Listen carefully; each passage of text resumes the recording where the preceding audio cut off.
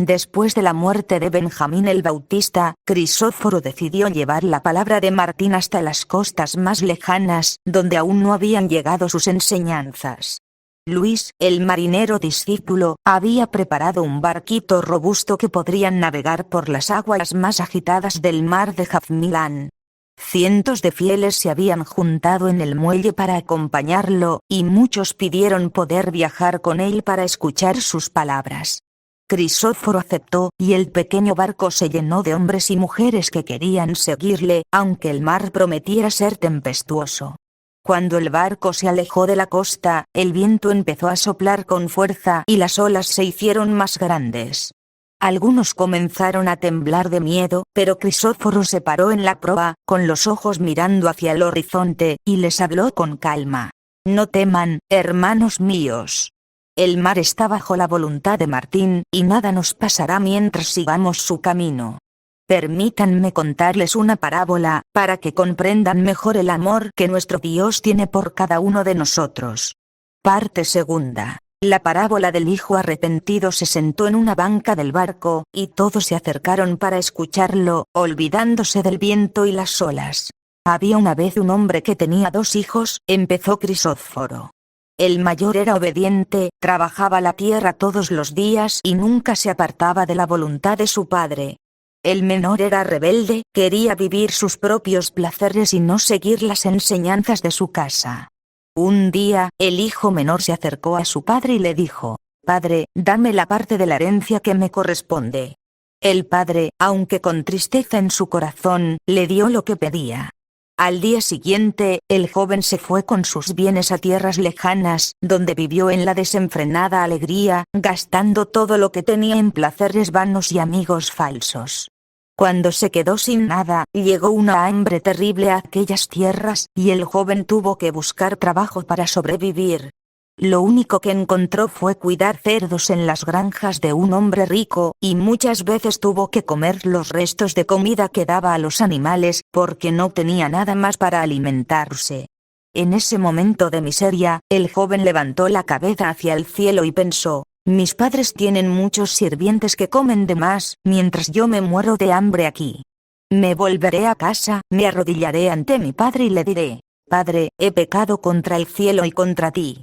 Ya no soy digno de ser tu hijo, hazme como uno de tus sirvientes». Así lo hizo. Se puso en camino hacia su casa, y cuando aún estaba lejos, su padre lo vio. Sintió compasión en su corazón, corrió hacia él, lo abrazó y le besó. El joven empezó a decir las palabras que había preparado, pero el padre no lo dejó terminar. Llamó a sus sirvientes y les dijo: «Traed la túnica más fina, vestidle, ponedle un anillo en el dedo y zapatos en los pies. Matad el becerro engordado, porque vamos a celebrar con alegría. Porque mi hijo estaba muerto y ha vuelto a vivir, se había perdido y ha sido hallado». Mientras tanto, el hijo mayor estaba trabajando en el campo. Cuando regresó a casa y oyó música y alegría, preguntó qué pasaba. Le dijeron que su hermano había vuelto y que su padre había matado el becerro para celebrar. El mayor se enfureció y no quiso entrar. Su padre salió a buscarlo y le rogó que viniera, pero él respondió: «He trabajado para ti como un esclavo todos estos años, y nunca te he desobedecido, pero nunca me has dado ni un cabrito para celebrar con mis amigos. Pero cuando vuelve este hijo tuyo, que se gastó tu dinero con prostitutas, tú matas el becerro engordado para celebrar». El padre le dijo: «Hijo mío, tú siempre estás conmigo, y todo lo mío es tuyo. Pero teníamos que celebrar y alegrarnos, porque tu hermano estaba muerto y ha vuelto a vivir, se había perdido y ha sido hallado». Crisóforo se detuvo un momento, mirando a todos los que lo escuchaban, y añadió: «Este es el amor que Martín tiene por cada uno de nosotros. No importa cuán lejos nos hayamos ido, cuán mal hayamos actuado, cuántos ídolos hayamos adorado o cuántas veces hayamos olvidado su palabra. Cuando nos arrepentimos y volvemos a Él, nos recibe con alegría, como el padre recibió a su hijo menor. Y como el hijo mayor, debemos aprender a perdonar y alegrarnos por el regreso de quienes se habían perdido». En su voz se escuchó un matiz de tristeza cuando añadió: «Benjamín el Bautista siempre enseñó esto con sus palabras y con su ejemplo. Él buscaba a los perdidos como el padre buscaba a su hijo, y nunca se cansaba de decir que el arrepentimiento abre las puertas del reino de Martín. Cuando Crisóforo terminó de contar la parábola, el mar se había calmado completamente, como si también hubiera escuchado su palabra. Un silencio reverente se hizo en el barco, y luego una mujer mayor se levantó y dijo con voz emocionada: «Señor Crisóforo, tus palabras nos alcanzan el alma. Bienaventurado el vientre que te cobijó, y el pecho que te alimentó, porque has traído la verdad a nuestras vidas». Otros la siguieron, repitiendo sus palabras con fervor. «Bienaventurado el vientre que te coincidió, bienaventurado el pecho que te dio de comer». El barco se llenó de alabanzas y agradecimientos hacia la madre que había dado a luz a aquel hombre que hablaba con tanta sabiduría y amor. Crisóforo sonrió con ternura, pero sacudió la cabeza suavemente y respondió con voz clara que se escuchó en todo el barco: «Gracias por vuestras palabras, hermanos míos. Pero más bienaventurados serán los oídos que escuchen mis palabras y las pongan en práctica, y el recuerdo de Benjamín el Bautista, quien dio su vida para que esta verdad llegara a todos vosotros. Benjamín enseñó el camino del arrepentimiento antes que yo», continuó. «Él fue el que preparó el camino, el que bautizó en las aguas para simbolizar el nuevo nacimiento del alma. Cada vez que escuchéis esta parábola, recordadlo después de meses predicando por las costas y tierras lejanas». Crisóforo sintió la llamada de Martín para regresar a Novalis, el pueblo donde había crecido y donde había conocido a su padre adoptivo Jaime. Llevaba consigo a los discípulos Romeo, Luis, Cailín y Policarpo la Piedra, y juntos navegaron hasta la pequeña cala que daba acceso al pueblo. Cuando llegaron, encontraron a los pescadores de Novalis reunidos en la orilla, con sus redes dobladas y sus rostros llenos de tristeza.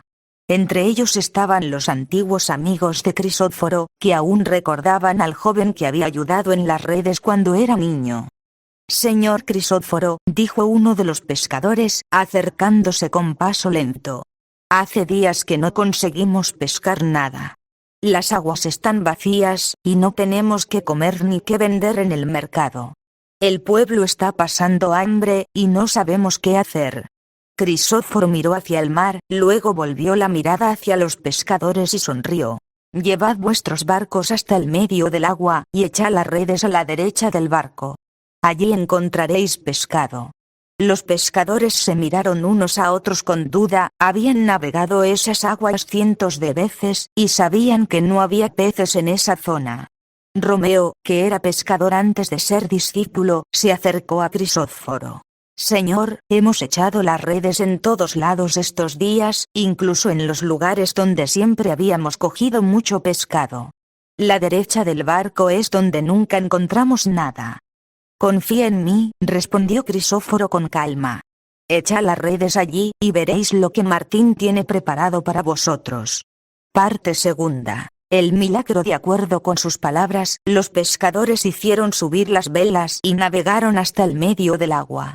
Romeo tomó las riendas de su barco, y siguiendo las indicaciones de Crisóforo, ordenó a los hombres que echaran las redes a la derecha. Cuando las redes tocaron el fondo, sintieron un peso tan grande que apenas podían sujetarlas. Los cables comenzaron a tensarse, y el barco se inclinó con la fuerza del cargamento.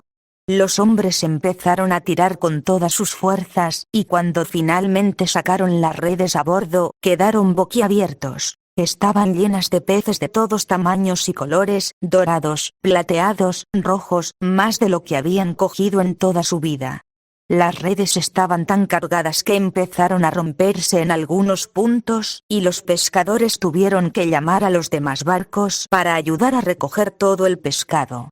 En poco tiempo, todos los barcos estaban llenos hasta los topes, y aún así quedaban peces nadando cerca de la superficie, como si quisieran ser cogidos. Luis, que conocía el mar como nadie, dijo con voz temblorosa: «Señor, he navegado estas aguas desde que era niño, y nunca he visto nada igual.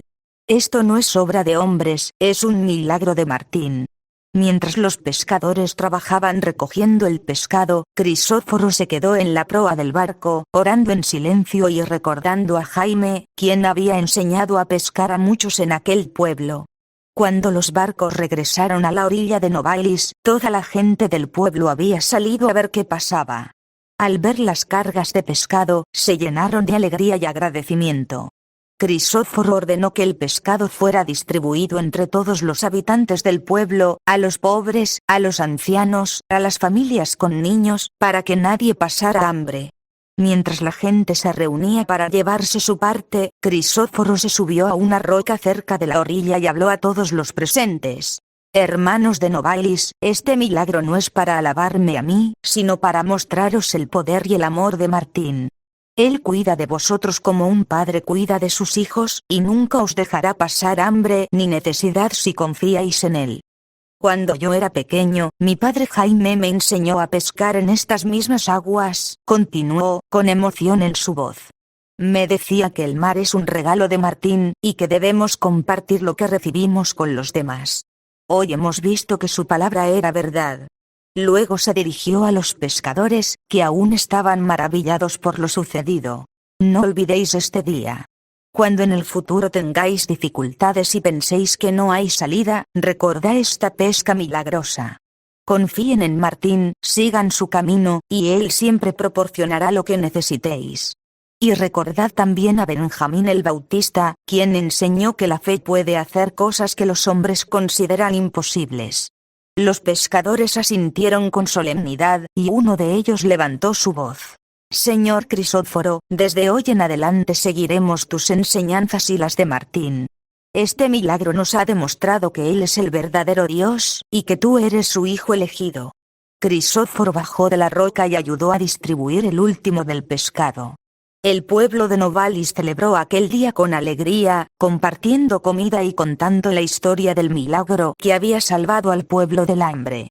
Y muchos de los habitantes de Novalis decidieron seguir la fe de Martín, animados por lo que habían visto con sus propios ojos. La curación del ciego y los rumores que corrieron parte primera. Los enemigos en el medio después de la pesca milagrosa en Novalis, Crisóforo decidió quedarse unos días más en el pueblo para ayudar a quienes lo necesitaran. Sabía que su fama podría atraer la atención de los funcionarios del imperio de Césaro, quienes prohibían cualquier forma de adoración a Martín y perseguían a quienes enseñaran sus doctrinas. Por eso, todas sus curaciones las realizaba a escondidas, en cuevas, en casas cerradas o en lugares apartados del pueblo, siempre en el nombre de Martín, pero pidiéndole a los curados que no contaran a nadie cómo habían sanado. Pero entre sus seguidores y hasta entre algunos que se hacían pasar por discípulos, había enemigos que buscaban desbaratar su obra. Dos hombres, que se habían unido al grupo recientemente, comenzaron a difundir rumores por todos lados. Hay un curandero en Novalis, decían en los mercados y plazas de los pueblos cercanos. Se llama Crisóforo, era carpintero antes, y hace milagrerías como ninguna persona que hayamos visto. Cura a ciegos, a enfermos terminales, a paralíticos, dicen que tiene poderes sobrenaturales, que quizás sea un hechicero o un hereje que se hace pasar por enviado de algún dios. Así, poco a poco, la noticia se extendió más allá de las fronteras de Novalis, llegando incluso a los oídos de los soldados de Césaro que vigilaban la región. Parte segunda. La curación del ciego. Había en Novalis un hombre llamado Mateo, que había nacido ciego y nunca había visto la luz del sol, los colores del mar ni las caras de su esposa e hijos. Había visitado a todos los curanderos y médicos de la región, pero nadie había podido ayudarlo. Cuando supo que alguien en el pueblo estaba sanando a los enfermos, pidió a su hijo pequeño que lo llevara hasta el lugar donde Crisóforo se reunía con los necesitados. Encontraron a Crisóforo en una cueva cerca del bosque, acompañado de Cailín y Roberto, los discípulos que conocían de curación, y de unas pocas personas que esperaban ser atendidas. Cuando Mateo llegó, Crisóforo vio su rostro lleno de esperanza y sintió compasión en su corazón. «Ven aquí, hermano», dijo Crisóforo, acercándose a él y tomándole las manos. «¿Tú crees en Martín, el verdadero Dios?» «Sí, señor», respondió Mateo con voz firme. «He oído hablar de él y de sus milagros. Creo que él puede sanarme». Crisóforo se arrodilló junto a él, tomó tierra del suelo de la cueva, mezclóla con saliva y se la puso sobre los ojos vacíos de Mateo. Luego le dijo: en el nombre de Martín, Padre nuestro, abre tus ojos. Mateo cerró los ojos por un momento, luego los abrió despacio. Al principio vio solo una luz difusa, pero poco a poco los colores y las formas fueron apareciendo. Vio la cara de su hijo, que lloraba de alegría. Vio la ropa de Crisóforo, de color marrón claro. Vio las paredes de la cueva y la luz que entraba por la entrada. Veo. Gritó con emoción. Señor, veo todo. Sus lágrimas de alegría corrían por su rostro mientras miraba a su alrededor, descubriendo un mundo que hasta entonces solo había podido imaginar. Crisóforo le puso la mano sobre el hombro y le dijo en voz baja: Mateo, estoy contento de que hayas sanado. Pero te ruego que no digas a nadie cómo sucedió. Solo di que Martín te ha bendecido, y nada más. No quiero que la gente venga buscándome por milagros, sino por la verdad de la palabra de Dios. Mateo asintió, agradecido, y se fue con su hijo hacia casa, lleno de felicidad. Pero uno de los hombres que difundían rumores había estado escondido cerca de la cueva, y había visto todo lo sucedido. Parte tercera. Los rumores se extienden al día siguiente. El rumor corrió como el fuego por el pueblo y los alrededores. Crisóforo el carpintero de Novalis ha sanado a Mateo el ciego, decían los enemigos. Lo hizo con tierra y agua bendita, diciendo que era en nombre de su dios Martín. Dicen que es un hechicero poderoso, que puede hacer lo que quiera con solo una palabra. Algunos incluso dicen que él es un dios hecho hombre. La reflexión sobre la creación de Martín, parte primera. El encuentro en el bosque. Un día, mientras Crisóforo y sus discípulos caminaban por el bosque que llevaba desde Novalis hasta las tierras del norte, se detuvieron en un claro donde el sol filtraba sus rayos entre las copas de los árboles, iluminando un pequeño arroyo que corría cristalino entre las piedras. Allí, las flores de colores cubrían el suelo, y se escuchaba el canto de los pájaros y el crujir de los pequeños animales entre la maleza. Mientras los discípulos descansaban y bebían agua fresca del arroyo, uno de ellos, un joven seguidor que había llegado recientemente, cogió una rama de un árbol cercano y empezó a romper las flores sin ningún cuidado, mientras decía: estas plantas son solo cosas, sirven para adornar el suelo, pero no tienen más valor. Lo importante son los hombres y las enseñanzas de Martín. Crisóforo vio lo que hacía y se acercó a él con calma. Tomó la rama de su mano y la colocó con cuidado sobre el suelo, luego se sentó junto al arroyo y llamó a todos los discípulos para que lo escucharan. Parte segunda. La reflexión sobre la creación. Miró a su alrededor, contemplando el bosque que lo rodeaba, y comenzó a hablar. Hermanos míos, muchos de vosotros creéis que solo los hombres tienen valor ante Martín, que los árboles, las plantas, el agua, el aire, las flores y los animales son solo cosas hechas para nuestro uso y disfrute. Pero eso no es cierto. Todo lo que veis alrededor fue creado por Martín con amor y cuidado, y cada parte de esta creación tiene su propósito y su valor. Dijo Martín cuando hizo el mundo, continuó, con voz suave que se mezclaba con el canto de los pájaros. Hagamos al hombre a nuestra imagen y semejanza, y dominen sobre los peces del mar, sobre las aves del cielo, sobre el ganado y sobre toda la tierra, y sobre todos los reptiles que se arrastran por la tierra. Pero dominar no significa destruir ni maltratar. Significa cuidar y proteger, como un padre cuida de sus hijos. El agua que bebéis es un regalo de Martín, dijo, señalando el arroyo. Ella nos da vida, nutre las plantas y los animales, limpia nuestro cuerpo y nuestro espíritu. Si la contaminamos o la desperdiciamos, estamos despreciando su don. El aire que respiramos es su aliento, continuó, levantando la mirada hacia el cielo que se veía entre las hojas. Sin él, no podríamos vivir, y cuando lo ensuciamos con humos y malos olores, estamos cerrando la puerta a su bendición. Los árboles que dan sombra y fruto, las plantas que curan nuestras enfermedades, las flores que alegran nuestros ojos y los animales que comparten este mundo con nosotros, siguió, señalando cada cosa a su alrededor. Todos fueron hechos por Martín, y cada uno tiene su lugar en su plan. Cuando talamos un árbol sin necesidad, cuando matamos un animal por placer, cuando pisamos las flores sin cuidado, estamos haciendo daño a la obra de Martín. Benjamín el Bautista siempre me decía, añadió, con un toque de tristeza en su voz, que la tierra es nuestra madre, y que debemos tratarla con respeto. Él mismo cuidaba de los manantiales y de los bosques donde predicaba, asegurándose de que sus seguidores no dejaran rastro de destrucción en su paso. Luego se dirigió al joven que había roto las flores. Mi hijo, la próxima vez que veas una flor, recuerda que fue creada por Martín para alegrar nuestro corazón. Cuando bebas agua, recuerda que es su don para dar vida. Cuando respires el aire fresco del bosque, recuerda que es su aliento que nos sostiene. Cuidar de la creación es cuidar de la obra de Martín, y eso es parte de nuestra fe. Parte tercera. Los discípulos aprenden la lección. Los discípulos escucharon en silencio, y muchos se sintieron avergonzados al recordar cómo habían tratado la naturaleza en el pasado. El joven que había roto las flores se arrodilló ante Crisóforo y dijo: Señor, perdóname. Nunca había pensado que las plantas y los animales tenían valor ante Martín. A partir de hoy, cuidaré de todo lo que él ha creado, como cuido de mis hermanos. Los demás discípulos prometieron lo mismo. Cailín, el curandero, dijo: Yo uso las hierbas para curar, pero de ahora en adelante tomaré solo lo que necesito, y plantaré nuevas hierbas en su lugar para que nunca se acaben. Romeo, el pescador, añadió: En el mar cogemos los peces para alimentarnos, pero ahora entenderé que no debemos pescar más de lo necesario, ni dañar los lugares donde viven.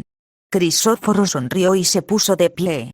Cogió una pequeña planta con cuidado y la plantó en un lugar donde tuviera luz y agua, luego dijo: Así debe ser. Cada uno de nosotros es un guardián de la creación de Martín. Cuando cuidemos de los árboles, las plantas, el agua, el aire, las flores y los animales, estamos construyendo un mundo donde el amor de Martín puede manifestarse en todo su esplendor. Porque la fe no solo se trata de amar a los hombres, sino de amar todo lo que él ha hecho. Mientras continuaban su camino por el bosque, los discípulos caminaban con más cuidado, evitando pisar las flores, no rompiendo las ramas y admirando la belleza de la creación que los rodeaba. Y desde ese día, cuidar del medio ambiente se convirtió en parte fundamental de las enseñanzas que Crisóforo transmitía a sus seguidores. La visita a la casa de Turley y Marlene. Parte primera. La preparación y el agitado inicio. Crisóforo había sido invitado por Turley a pasar un día en su casa, después de que éste se hubiera convertido a la fe de Martín. Turley vivía con su esposo y su nuera Marlene, quien estaba casada con su hijo mayor. Aunque los hombres se llevaban bien, la relación entre suegra y nuera era tensa desde hacía tiempo. Cada vez que los maridos salían a trabajar en el campo, comenzaban a discutir por cualquier cosa: la limpieza de la casa, la forma de cocinar, la organización de los muebles. El día de la visita, Turley se levantó antes del amanecer para preparar la casa. Barrió cada rincón, fregó los suelos hasta que brillaban, limpió los muebles y empezó a cocinar una comida especial para recibir a Crisóforo. Marlene se levantó un poco más tarde, y apenas había puesto un pie en la cocina cuando Turley la llamó con voz seria: Marlene, date prisa. El señor Crisóforo vendrá en cualquier momento, y la casa aún no está lista. No seas holgazana, le dijo, mientras amasaba la masa para el pan. Ayúdame a limpiar el comedor y después ve por agua al pozo, porque necesito mucho para la sopa y para lavar los platos. Marlene asintió en silencio, aunque su rostro mostraba su malestar. Había ayudado con los quehaceres desde que se había casado, pero siempre sentía que su suegra nunca estaba contenta con lo que hacía. Mientras limpiaba el comedor, Turley seguía dando órdenes desde la cocina. Pasa el trapo de nuevo por ahí, que se ve todavía polvo. Acomoda los cojines bien derechos. Y cuando termines, corre por el agua, porque el pan ya está listo para meter al horno y no puedo dejarlo esperar. Crisóforo llegó poco después, y Turley lo recibió con una sonrisa amplia, mostrándole la casa impecable. Señor, espero que encuentres todo en orden. He querido preparar todo con mucho cuidado para ti. Gracias, hermana Turley, respondió Crisóforo con calma. La casa luce muy bonita, pero lo que realmente importa es el corazón de quienes la habitan. Mientras Turley y Crisóforo platicaban en el comedor, Marlene corría de un lado a otro. Metió el pan al horno, preparó las verduras para la sopa y luego cogió el gran jarrón de barro para ir por agua al pozo. Parte segunda. El accidente y el pleito. El sol ya calentaba fuerte cuando Marlene regresó del pozo, cargando el jarrón lleno de agua sobre su cabeza. Al llegar a la puerta de la casa, se resbaló con un charco de agua que se había derramado al limpiar, y cayó de rodillas. El jarrón se estrelló contra el suelo, y el agua se esparció por todo el suelo recién fregado. Turley salió corriendo al oír el ruido, y al ver la escena, su rostro se enrojeció de ira. Marlene, ¿qué has hecho? Ese jarrón era de mi madre, lo tenía desde que me casé. Y además, has ensuciado todo el suelo que tanto trabajo me costó limpiar. Siempre igual, torpe y descuidado. No fue mi culpa, suegra, respondió Marlene, levantándose con dificultad y limpiándose la ropa sucia. Me resbalé en el agua que se había quedado en la puerta. Ya iba a limpiarlo de nuevo, no me des excusas. Gritó Turley. Solo piensas en hacer daño y en dejar las cosas hechas a medias. Ahora tendré que fregarlo todo de nuevo, y con el señor aquí, ¡qué vergüenza! Las palabras se volvieron más duras, y pronto las dos mujeres estaban gritando una contra la otra, mientras Crisóforo observaba desde la puerta del comedor. Al fin, no pudo soportar más ver el pleito, y se acercó a ellas con paso firme, levantando la mano para pedir silencio. Parte tercera. Las palabras que trajeron paz. Turley, hermanita mía, dijo Crisóforo con voz calmada pero firme. Calla un momento y escucha mis palabras. Acuérdate, ¿no fue hace unos años que tú misma eras nuera en esta casa? ¿No recuerdas cómo te sentías cuando tu suegra te corregía por cada cosa, cuando te hacías sentir que nada hacías bien? Turley se quedó callada, mirando al suelo. Sí, recordaba perfectamente. Su suegra la había criticado siempre, y ella había jurado que cuando fuera suegra, trataría a su nuera con más cariño y comprensión. Pero con el tiempo, había olvidado esas promesas. Y tú, Marlene, continuó Crisóforo, volviéndose hacia ella. Acuérdate que un día tú también serás suegra. ¿Cómo querrás que te traten tus nueras? ¿Con ira y críticas, o con amor y paciencia? Marlene bajó la cabeza, sintiendo cómo las lágrimas llenaban sus ojos. Había soñado con tener una familia unida, y siempre había esperado que su suegra la aceptara como a una hija. No importa que la casa esté limpia para recibirme, dijo Crisóforo, mirándolas a ambas. Eso es cosa del cuerpo y del suelo. Lo que realmente importa es que tengáis vuestros corazones limpios, y vuestros sentimientos limpios de ira, rencor y crítica. Martín nos enseña a amar a nuestros hermanos como a nosotros mismos, y eso incluye a nuestras familias, a nuestras suegras y a nuestras nueras. Las palabras de Crisóforo llenaron el ambiente de paz. Turley se acercó a Marlene y la abrazó con ternura. Perdóname, hija mía. Tienes razón, yo olvidé cómo me sentí cuando era como tú. El jarrón no importa, lo importante es que estemos bien las dos. También pido perdón, suegra, respondió Marlene, llorando de alegría. A veces soy impaciente y no entiendo tus preocupaciones. Mientras tanto, el aroma del pan horneado empezó a salir de la cocina. Turley sonrió y dijo: el pan está listo. Vamos a servir la comida, y a platicar con el señor Crisóforo, como debe ser. Las dos mujeres trabajaron juntas en la cocina, riéndose y hablando como nunca antes lo habían hecho. Y cuando se sentaron a comer, la casa estaba llena no solo del aroma de la comida, sino de armonía, felicidad y el espíritu de Martín que Crisóforo había traído consigo.